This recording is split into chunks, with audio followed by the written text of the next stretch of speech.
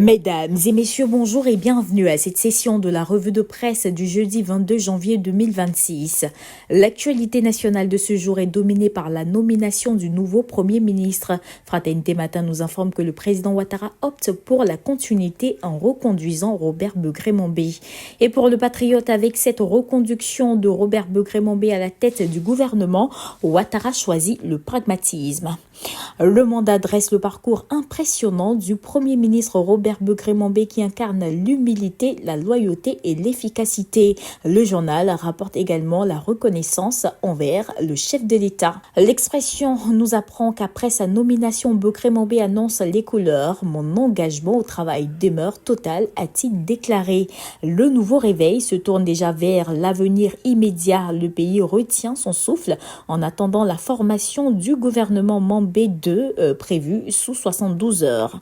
En marge de cette nomination, le quotidien d'Abidjan analyse la posture du PPACI. Le parti de Laurent Gbagbo affûte ses armes pour équilibrer les rapports de force politiques face à un exécutif qui se réinstalle.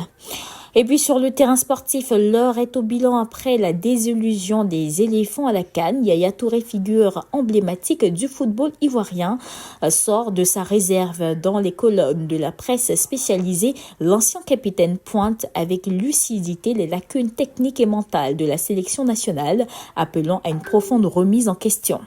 La tragédie s'est invitée dans le département de Bongolo. Sorinfo rapporte un fait divers glaçant à Gouyo-Zibiao. Une querelle de succession a viré au meurtre. Un vieillard a perdu la vie sous les coups de gourdin de ses propres proches. Son frère et son petit frère sont désormais aux mains de la justice, laissant la communauté dans la stupeur. Ainsi, une note plus positive nous vient du Nigeria. L'Inter nous informe d'un succès militaire majeur dans le nord-ouest du pays où les forces armées ont réussi à arracher 62 étages aux mains de leurs ravisseurs. Il est bon de rappeler que tous les journaux sollicités pour cette revue de presse sont disponibles dans le réseau de distribution Edipresse.